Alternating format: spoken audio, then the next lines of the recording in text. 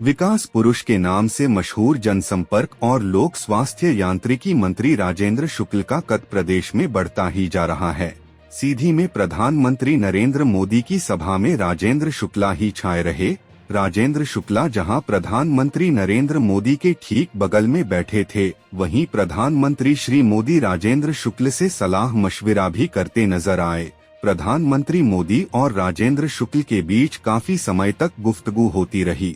यह चर्चा विषय रहा कि प्रधानमंत्री के ठीक बगल में प्रदेश के किसी दूसरे नेता या सांसद को बैठने का मौका नहीं मिला, राजेंद्र शुक्ला बैठे रहे। राजनैतिक विश्लेषक मानते हैं कि राजेंद्र शुक्ल के राजनैतिक कद में बड़ी तेजी से बढ़ोतरी हो रही है। आदरणीय प्रधानमंत्री जी का स्वागत करने के लिए हमारे मध्य प्रदेश शासन के मंत्री आदरणीय राजेंद्र शुक्ला जी से अनुरोध करता हूं कि वो पार्टी की पट्टिका और शाल उड़ाकर आदरणीय प्रधानमंत्री जी का स्वागत करें।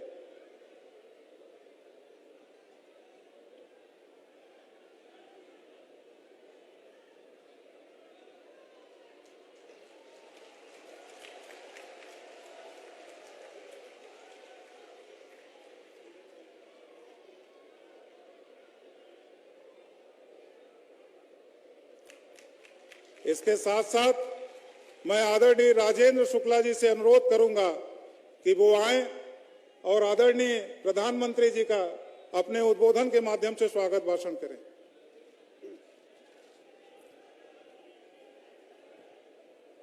भारत माता के सच्चे सपूत, विश्व के सर्वाधिक लोकप्रिय नेता और विकास के अग्रदूत आदरणीय भारत के प्रधानमंत्री नरेंद्र मोदी जी आज हमारे बीच में हैं। मैं आप सबसे निवेदन करता हूं कि दोनों हाथ ऊपर करके जोरदार ताली बजाकर उनका स्वागत करें।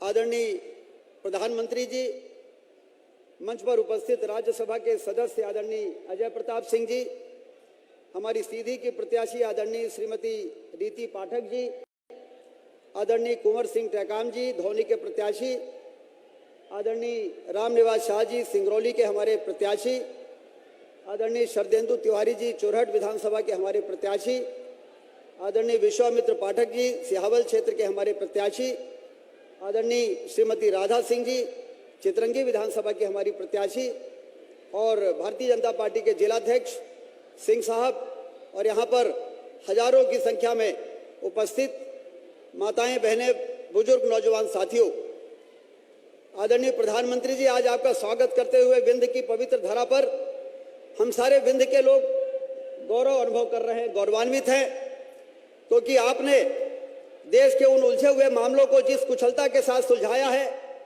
चाहे वो कश्मीर का मामला हो, चाहे अयोध्या में भगवान राम के मंदिर का मामला हो, ये सारे मामले हमारे देश को दीमक की तरह खोखले कर रहे थे वर्षों से, जिसको आपने, आपके नेतृत्व ने कुशलतापूर्वक सुलझाकर देश को विकास के पथ पर तेजी के साथ आगे बढ़ने का मार्ग प्रशस्त किया है। इसलिए आपका स्वागत करते हुए हम लोग अपने आप को गौरवान्वित महसूस कर रहे हैं। कोविड जैसी महामारी में आपने 240 करोड़ लोगों को मुफ्त में वैक्सीन लगाकर जिस तरह करोड़ों लोगों को जीवन को बचाने का काम किया, वो इसलिए हम लोग आपका अभिनंदन करते हैं। स्वामी विवेकानंद जी ने कहा था 19वीं सदी में कि 21वीं सदी भारत की होगी, और आज उस महापुरुष की भविष्यवाणी के साकार होते हुए हम लोग उसको देख रहे हैं कि आदरणीय नरेंद्र मोदी जी के नेतृत्व में भारत विश्व गुरु बनने की दिशा में मजबूती के साथ न सिर्फ आगे बढ़ा है बल्कि उसके बहुत करीब पहुंच गया है। ये बातें वास्तव में हमारे देश में बहुत पहले से इस प्रकार के नेतृत्व की आवश्यकता थी। कोई व्यक्ति ऐसा मिले, कोई व्यक्ति ऐसा आए जो देश को गरीबी से, देश को पिछड़ेपन से मुक्त कराकर और देश को विकास की ऊंचाइयों पर पहुंचाने का काम कर सके। वो आपके माध्यम से, ईश्वर की कृपा है कि आप भारत को मिले हैं, देश को मिले हैं, और आपके नेतृत्व में ये काम हो रहा है। ये विंध्य क्षेत्र में भी वर्षों से ललितपुर से सिंगरौली रेल लाइन, जो वर्षों से धन के अभाव के कारण नहीं बन पा रही थी, जो हमारे लिए भाग्य रेखा साबित हो सकती है, उस काम को भी आपने कराने का काम किया। हमारे विंध्य क्षेत्र में 15,000 मेगावाट बिजली बनती है। धरती के अंदर कोयला जितना हमारे यहाँ है देश के किसी कोने में नहीं है। 40 मिलियन टन सीमेंट बनती है। जितना लाइमस्टोन हमारे धरती के अंदर है उतना देश में कहीं नहीं है। उसके बावजूद हमारा विकास तेजी के साथ आगे नहीं बढ़ पा रहा था। आपने उड़ान स्कीम बनाई और हमारे विंध्य क्षेत्र में रीवा में 400 करोड़ रुपए का हवाई अड्डा बनने का मार्ग प्रशस्त हुआ है। यह भी आपकी कृपा से सारे देश में जिस तरह से देश की स्पीड बढ़े, देश का स्केल बढ़े, उसके लिए जो आपने महत्वाकांक्षी योजना बनाई उसका प्रसाद, वो अमृत की बूंदें हमारे विंध्य क्षेत्र में भी आपकी कृपा से पड़ी हैं। इसलिए एक बार फिर से सारे लोगों की ओर से और मंच पर बैठे हुए हमारे भारतीय जनता पार्टी के सभी नेताओं की ओर से आपका स्वागत करते हैं, आपका अभिनंदन करते हैं, आपका वंदन करते हैं। बहुत बहुत धन्यवाद।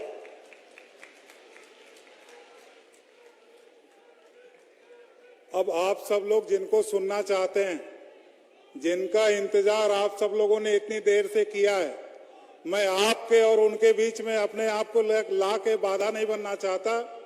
मैं आमंत्रित करना चाहता हूं अपने देश के यशस्वी प्रधानमंत्री आदरणीय नरेंद्र मोदी जी को कि वो आए और आप सब लोगों को अपना मार्गदर्शन दे। आप जोरदार तालियों के साथ आदरणीय मोदी जी का स्वागत करें।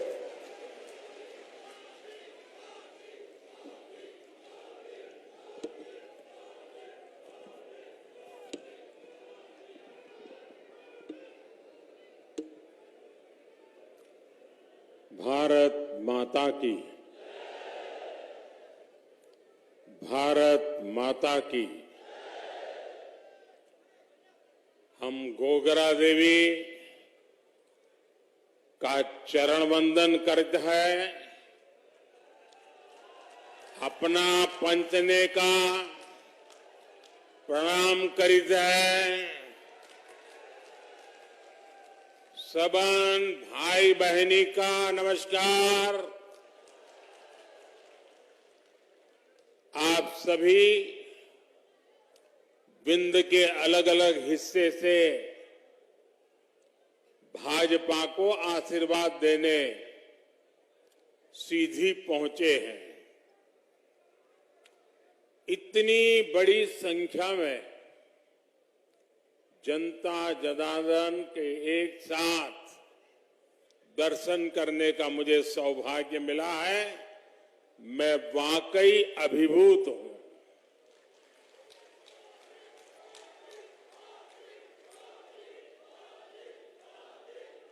और जहां तक मेरी नजर पहुंचे मुझे लोग ही लोग नजर आ रहे हैं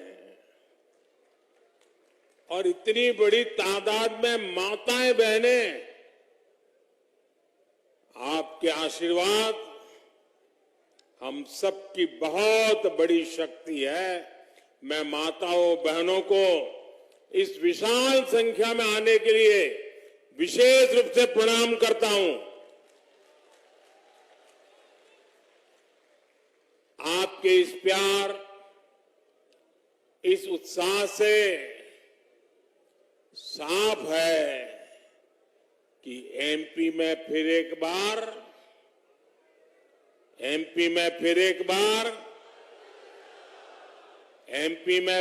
बार साथियों, आज यहां के लोग कह रहे हैं एमपी के मन में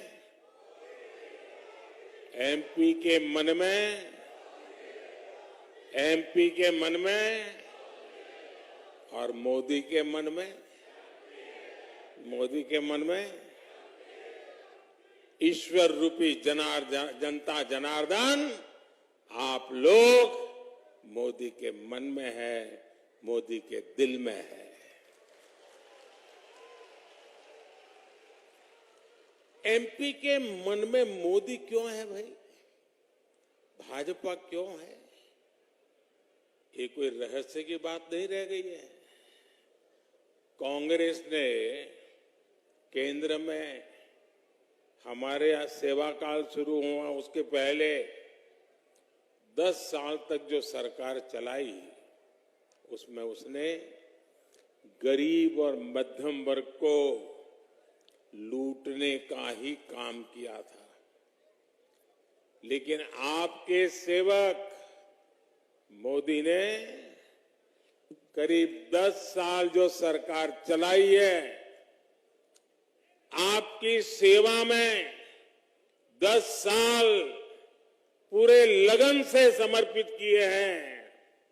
उसमें घोटाले बंद हुए हैं, गरीब और मिडिल क्लास की बचत हुई है, उन्हें अधिक सुविधा मिली है। आप देखिए, टेलीकॉम घोटाला करके, कोयला घोटाला करके कांग्रेस ने आपके लाखों करोड़ रुपए लूट लिए। याद है ना? भूल गए? आप बताओगे तो पता चलेगा मुझे। याद है? लूटते थे कि नहीं लूटते थे? करोड़ों रुपए लूटते थे कि नहीं लूटते थे? ये आपका हक का पैसा था कि नहीं था?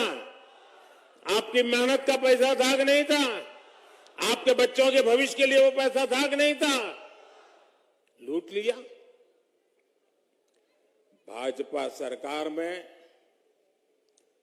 वो लाखों करोड़ रुपए के घोटाले बंद हो चुके हैं और घोटालों से हम जो पैसा बचा रहे हैं वो पैसा गरीब के हित में, मध्यम वर्ग के हित में लगा रहे हैं। गरीब कल्याण अन्न योजना में अब तक केंद्र सरकार 2 लाख करोड़ रुपए खर्च कर चुकी है। आप आंकड़ा बोलोगे? मैं पूछूं तो आंकड़ा बोलोगे? मैं आपसे बात कर रहा हूं, आप आंकड़ा बोलोगे? मैंने कहा 2 लाख करोड़ रुपए। कितने? कितने? जरा माताएं बहनें बताइए कितने?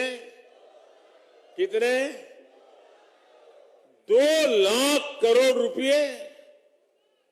इससे 80 करोड़ देशवासियों को कोरोना के संकट काल से लेकर के अब तक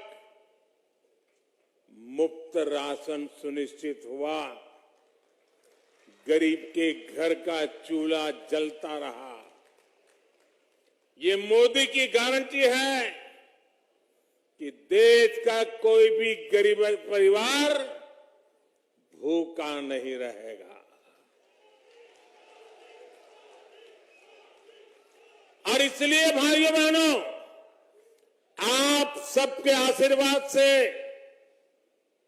मैंने निश्चय लिया है, मन बना लिया है, क्योंकि ये योजना मुफ्त राशन वाली दिसंबर महीने तक ही है। लेकिन मोदी तो आपके दिल की बात जानता है और इसलिए मैंने मुफ्त राशन की योजना को आने वाले 5 साल के लिए बढ़ाने का निश्चय कर लिया है।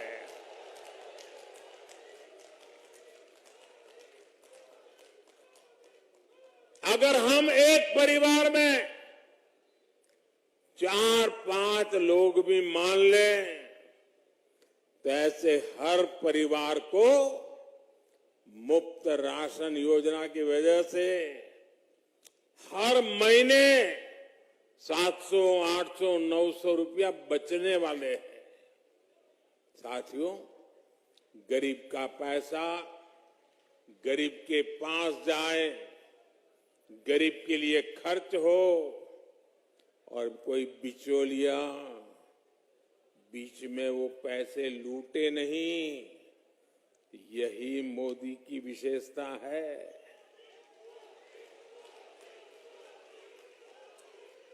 अब आप देखिए, आयुष्मान भारत योजना के तहत मोदी ने 5 लाख रुपए तक का मुफ्त इलाज की गारंटी कार्ड दिया है।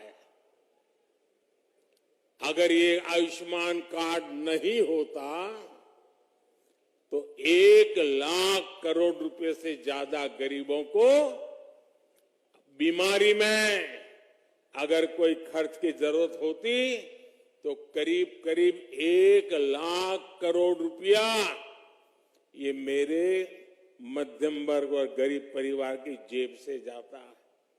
वो पैसा बच गया।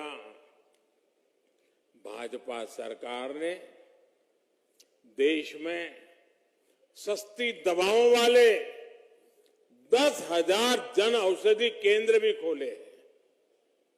इन जन औषधि केंद्रों पर 80% डिस्काउंट के साथ दवाइयां दी जा रही है। और इतनी बड़ी माताएं बहनें हैं, अगर कहीं पर भी बोर्ड लिखा है ना 10% डिस्काउंट, तो पहले वहीं लेने जाएगी। ऐसा ही होता है ना, साड़ी लेने जाएं और एक दुकान पर लिखा है 10% डिस्काउंट, तो चलो भाई उधर नहीं जाना है, पहले यहां जाएंगे। ये मोदी दवाई में 80% डिस्काउंट दे रहा है, 80%। और इससे भी गरीबों के 25,000 करोड़ रुपए से ज्यादा खर्च होने से बचे हैं। और मेरे परिवारजनों, जब इलाज पर खर्च बचता है तो इसका मतलब सिर्फ पैसे की बचत होती है, ऐसा नहीं है। एक तो गरीब, और हमारे यहां तो हमने देखा है, परिवार में कोई मां कोई बहन बीमार हो जाए तो घर में किसी को पता ही नहीं चलने देती है। कितना ही दर्द होता हो, को काम करती रहती है, बताती नहीं है। क्यों? उसके मन में रहता है कि अगर परिवार में बच्चों को बीमारी का पता चल जाएगा, अस्पताल जाएंगे, लाखों रुपया खर्च हो जाएगा, बच्चों के सर पे कर्ज चढ़ जाएगा, तो मां सोचती है कि मुझे बच्चों के सर पे कर्ज नहीं होने देना है। भगवान जितने दिन जिंदा रखेगा रखूंगा, रह लूंगी, मुसीबत झेल लूंगी, दवाई भले ना हो लेकिन बच्चों को मुसीबत में नहीं डालूंगा। ये मेरे देश की माताओं बहनों का स्वभाव है। लेकिन मेरी माताएं बहनें, आपका एक बेटा दिल्ली में बैठा है,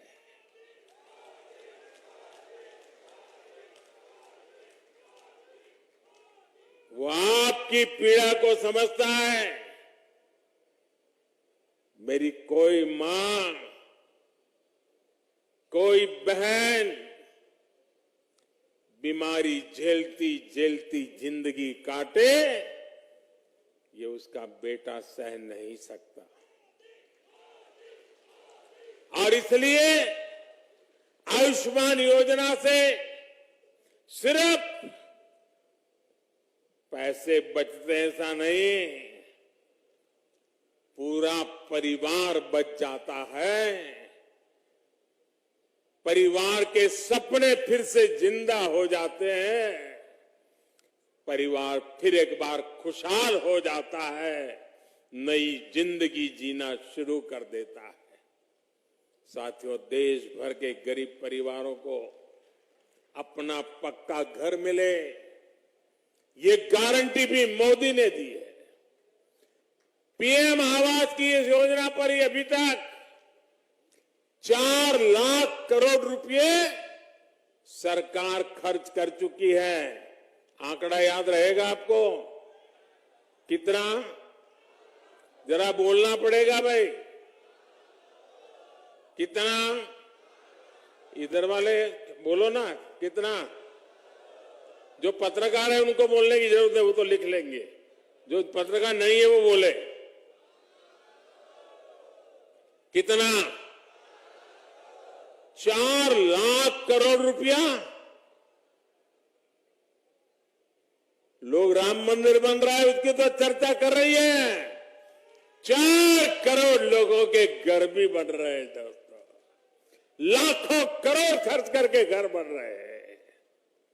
शौचालय हो, उज्ज्वला का मुफ्त गैस कनेक्शन हो, इस पर भी हजारों करोड़ रुपयों का निवेश सरकार ने किया है। हाल में उज्ज्वला की लाभार्थी बहनों के लिए सिलेंडर 500 रुपया तक सस्ता कर दिया गया। यानी हमने गरीबों को सुविधाएं भी दी है और उनका पैसा भी बचाया है। मेरे परिवारजनों, कांग्रेस का इतिहास डगर डगर पे झूठ बोलना, लोगों को भ्रमित करना और बिल्कुल चेहरे पर कोई असर ही नहीं, इतना आराम से झूठ बोल लेते हैं। उन्होंने गरीबों से जितना झूठ बोला है ना पिछले 50-60 साल में, आप कल्पना नहीं कर सकते। कांग्रेस ने गरीबों से झूठ बोला, महिलाओं से झूठ बोला, नौजवानों से झूठ बोला। कांग्रेस ने किसानों से कर्ज माफी के वादे किए, झूठ बोलने की हिम्मत देखी है इनकी। और उनको लगता है देश की जनता पहले की तरह ऐसी है, भली बोली है। अब तो मेरे देश का नौजवान जाग चुका है, उसके मोबाइल में सारी जानकारियां होती है। वो परिवार को कहता है ये कांग्रेस वाले झूठे हैं। भाइयों बहनों, आज भी कांग्रेस यही कर रही है। इन लोगों ने 5 साल पहले 2018 में कहा था 10 दिन में कर्ज माफ करेंगे, लेकिन 15 महीने में भी उनको सरकार से चलाने का मौका मिला, कुछ भी नहीं किया। वहीं भाजपा सरकार जो कहती है वो करके दिखाती है, डंके के चोट पे करते हैं। हमने किसानों को प्रधानमंत्री सम्मान योजना, किसान सम्मान योजना के तहत उसके खाते में पैसा जमा कर रहे हैं और साल में 3 बार करते हैं। अब तक कितना किया है मालूम है आपको? मालूम है? भूल जाते हो ना? मैं बताता हूं, याद रखोगे? याद रखोगे? जरा हाथ ऊपर करके बताओ, याद रखोगे? हमने पीएम किसान सम्मान निधि के तहत इस देश के किसानों के बैंक खातों में सीधा 2,60,000 करोड़ रुपया जमा करवाया है, सीधी मदद भेजी है। और मैं सीधी में बोल रहा हूं, सीधी मदद भेजी है। पीएम किसान सम्मान निधि के 20,000 करोड़ रुपए एमपी के किसानों के खाते में भी गए हैं। हर किसान को 28,000 रुपये उसके खाते में मिले हैं। अगर कांग्रेस होती तो उनके तो एक प्रधानमंत्री पब्लिकली कहते थे कि 1 रुपया भेजते हैं तो 15 पैसा पहुंचता है। अगर ये पैसे उनके जमाने में गए हो तो कितने रुपए पंजा खा जाता? कौन सा पंजा ये पैसे मार लेता भाई? जब ऐसे काम होते हैं, लोगों की भलाई के लिए काम होते हैं, सिर्फ और सिर्फ देश का भला करने का इरादे से काम होते हैं, तभी लोग कहते हैं एमपी के मन में मेरे परिवारजनों, भाजपा सरकार की योजनाओं के जो भी लाभार्थी हैं, उनमें से अधिकतर हमारे दलित, हमारे पिछड़े और हमारे आदिवासी परिवार हैं। कांग्रेस के लंबे शासनकाल में सबसे बुरी स्थिति दलितों की, आदिवासी बस्तियों की थी। प्रधानमंत्री ग्रामीण सड़क योजना के सबसे अधिक लाभ हमारे इस इलाके के नागरिकों को हुआ है। मेरे आदिवासी भाई बहनों को, गरीब भाई बहनों को, दलित बस्ती के लोगों को हुआ है। भाजपा सरकार 100% बस्तियों को सड़क से जोड़ने के लक्ष्य के बहुत करीब है। आज कांग्रेस के नेता आदिवासियों को लेकर बड़ी बड़ी बातें करते हैं, लेकिन इनके परिवार ने जब पीढ़ी दर पीढ़ी देश में सरकार चलाई तब उन्हें आदिवासियों की याद नहीं आई। ये भाजपा है जिन्होंने आदिवासियों का भविष्य सुनिश्चित किया। आप मुझे बताइए भाई, जवाब देंगे ना आप लोग? मेरा सवाल समझेंगे ना? मेरी हिंदी ठीक है ना? हाँ, मैं हिंदी भाषी नहीं हूं, इसलिए कोई गलती ना हो जाए। आप मुझे बताइए, ये मेरे जो आदिवासी भाई बहन है, क्या ये मोदी प्रधानमंत्री बना तब आए क्या? पहले थे कि नहीं थे? पहले थे कि नहीं थे? देश आजाद हुआ तब आदिवासी थे कि नहीं थे? भगवान राम जी वनवास गए तब आदिवासी थे कि नहीं थे? राजकुमार राम को अयोध्या से निकलने के बाद भगवान राम किसने बनाया? आदिवासी भाई बहनों ने बनाया। हम सबको पता है, लेकिन कांग्रेस को पता ही नहीं था कि हमारे देश में आदिवासी समाज भी है, क्योंकि कभी भी उन्होंने आदिवासी मंत्रालय नहीं बनाया, आदिवासियों के लिए अलग डिपार्टमेंट नहीं बनाया, उनके लिए अलग बजट नहीं किया। अटल बिहारी वाजपेयी की सरकार जब बनी तब देश में पहली बार आदिवासियों का अलग मंत्रालय बना, उनका अलग आदिवासी मंत्री बना और आदिवासी कल्याण के लिए लाखों करोड़ रुपए के बजट बनना शुरू हुआ। पिछले 9 वर्ष में आदिवासी कल्याण के लिए बजट में 5 गुना वृद्धि की गई है। ये भाजपा सरकार है जिसने बैगा, भारिया, सहारिया जैसी पिछड़ी जनजातियों की भी सूद ली।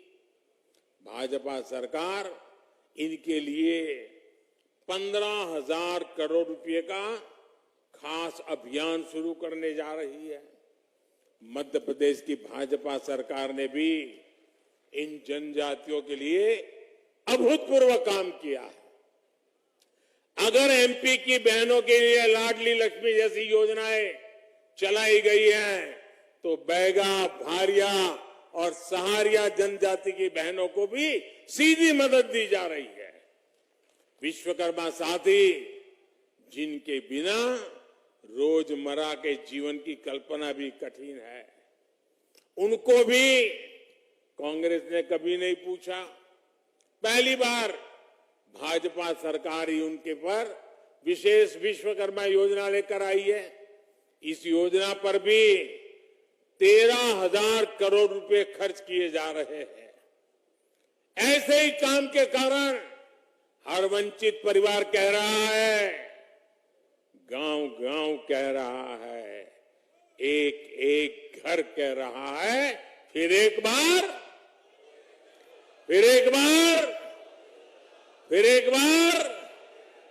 मेरे परिवारजनों, सीधी बीरबल की जन्मभूमि है। और इसलिए बुद्धिमानी, सूझबूझ और पहेलियों को हल करना यहां के हर बच्चे की पारंपरिक ताकत है ना? अच्छा, जब मैं जानता हूं कि बीरबल की भूमि है, अच्छे अच्छे सवालों के जवाब निकाल देते हैं, तो मैं भी आज आपके खास करके नौजवानों को एक पहेली देना चाहता हूं। सुलझा दोगे? पक्का? देखिए, मध्य प्रदेश के जो युवा हैं ना, उसमें जो हमारे फर्स्ट टाइम वोटर है, जो पहली बार इस बार वोट डालने के लिए जाने वाले हैं, उनके सामने मैं गुत्थी रखना चाहता। आप ये पहले समझाएंगे पक्का सुलझाएंगे। अनेक दशकों तक देश में पंचायत से लेकर पार्लियामेंट तक कांग्रेस का ही झंडा था, कांग्रेस की ही सरकारें थी। लेकिन आज गिनती के कुछ राज्यों में ही बची है। जरा सोचिए, गुत्थी सुलझाइए, ये इनकी बर्बादी ऐसी क्यों हुई, इनका ऐसा पतन क्यों हुआ। साथियों, वो इसलिए हुआ क्योंकि कांग्रेस का नारा रहा है, गरीब की जेब साफ, गरीब की जेब, गरीब की जेब और काम हाफ, काम हाफ जेब साफ। यूपी, बिहार, गुजरात, पश्चिम बंगाल, तमिलनाडु, उड़ीसा, कितने राज्य गिनाऊं मैं, एक बार कांग्रेस गई तो वहां के लोगों ने कांग्रेस को दोबारा घुसने नहीं दिया है। यहां एमपी में भी 2 दशक से अधिक हो गए जब कांग्रेस बहुमत के लिए तरस गई है। आज गरीब, दलित, ओबीसी और आदिवासी समाज समझ गया है कि कांग्रेस उनकी प्रतिनिधि नहीं है। कांग्रेस ने सिर्फ वोट के लिए इस्तेमाल किया है।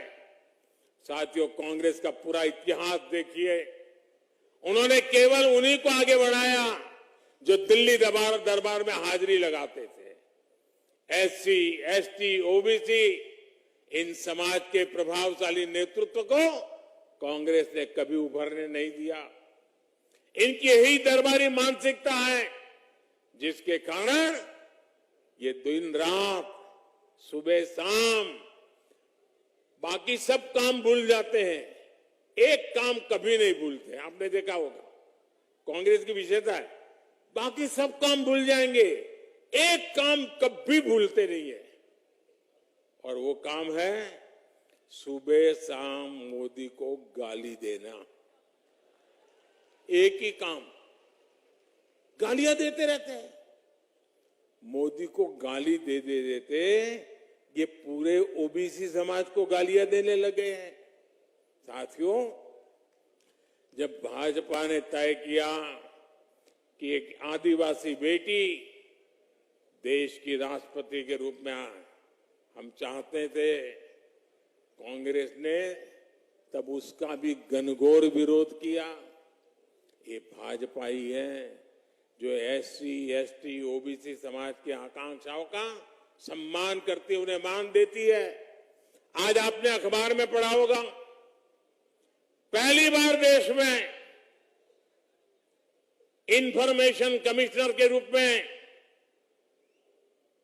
चीफ इंफॉर्मेशन कमीशन के रूप में पहली बार, कब मैं दिल्ली था, चुनावी दौरा कैंसिल करके गया था, मीटिंग के लिए गया था, और हमने चीफ इंफॉर्मेशन कमिश्नर के रूप में राजस्थान के एक दलित को पहली बार उसका अध्यक्ष बनाया है।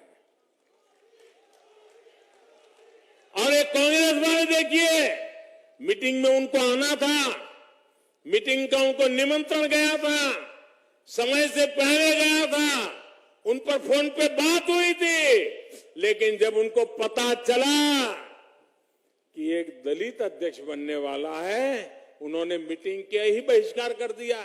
इतनी दलितों से नफरत करते हैं, जब राष्ट्रपति हम आदिवासी बनाए उसका विरोध, हम चीफ इंफॉर्मेशन कमिश्नर दलित बनाए उसका भी विरोध, और फिर झूठ फैला करके सिंपैथी का नाटक करना। साथियों, आज कांग्रेस देश में परिवारवाद का सबसे बड़ा प्रतीक है। आप यहां ही देख रहे हैं, कांग्रेस के 2 नेता क्या कर रहे हैं, कपड़े फाड़ कंपटीशन चल रही है। वो कहता है उसके कपड़े फाड़ो, वो कहता है उसके कपड़े फाड़ो। ये क्यों लड़ रहे मालूम है? उनको मालूम है जनता तो बीजेपी को ही जिताने वाली है, फिर लड़ क्यों रहे हैं? वो लड़ रहे हैं अपने बेटों को कांग्रेस का कब्जा मिले इसके लिए। ये कांग्रेस पर कब्जा करने के लिए दो बेटों को बिठाने की लड़ाई चल रही है और मध्य प्रदेश को बर्बाद कर रहे हैं। ये लोग एक दूसरे के कपड़े फाड़ने के लिए कांग्रेस को कह रहे हैं, तुम उसके कपड़े फाड़ो, वो कहता है उसके कपड़े फाड़ो। जिनके लिए सिर्फ अपने बेटों का भविष्य ही प्राथमिकता है, वो आपके बेटे बेटियों का भला सोच ही नहीं सकते। मेरे परिवारजनों, कांग्रेस ने मध्य प्रदेश को बीमारू राज्य बना दिया था। भाजपा ने मध्य प्रदेश को विकास के मामले में बहुत आगे पहुंचाया है। आज एमपी अन्न उत्पादन में अग्रणी है।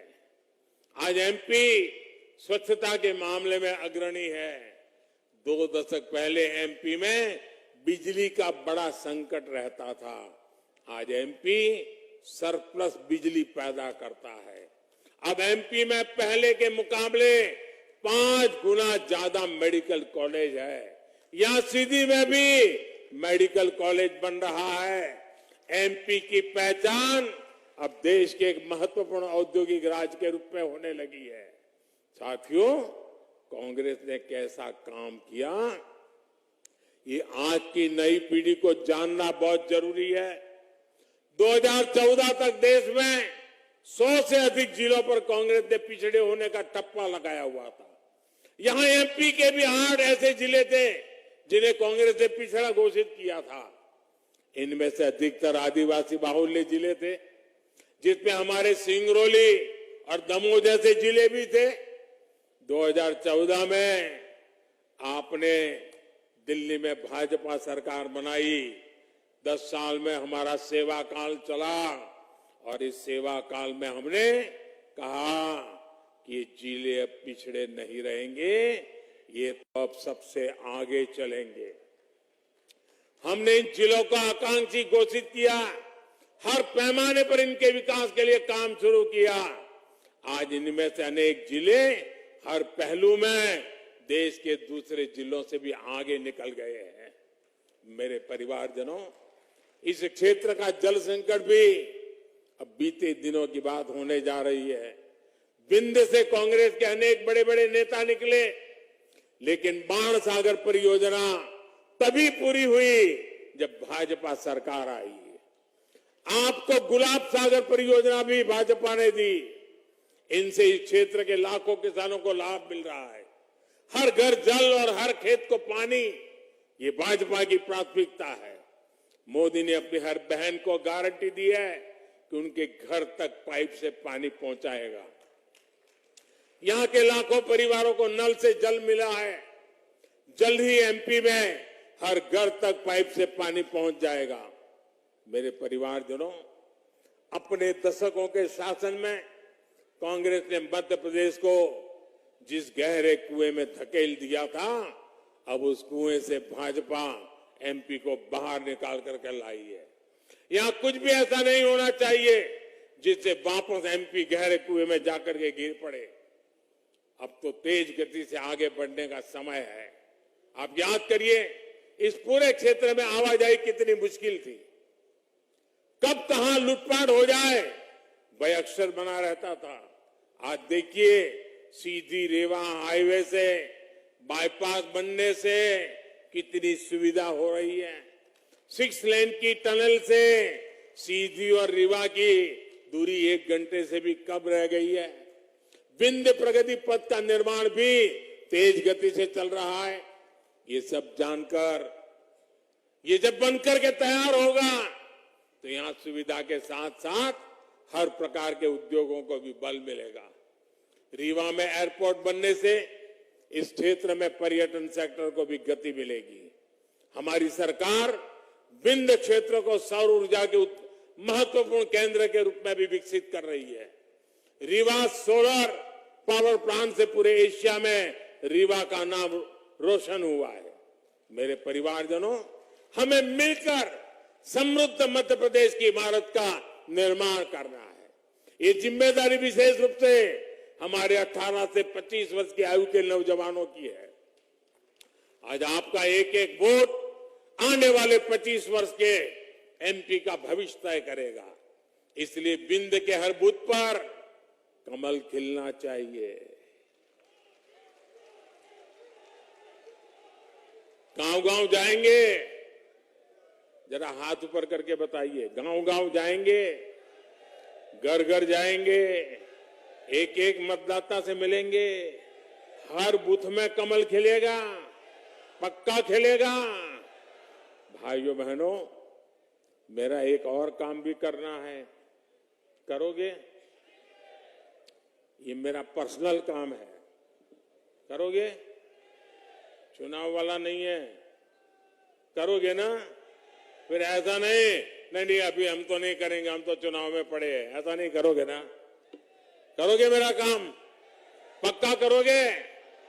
अच्छा, आप जाकर के हर परिवार में जाके मिलना और उनको कहना कि अपने मोदी जी सीधी आए थे, कहेंगे ना? और उनको कहना मोदी जी सीधी आए थे, उन्होंने आपको प्रणाम भेजा है। ये मेरा काम कर दोगे? हर घर मेरा प्रणाम पहुंचा दोगे?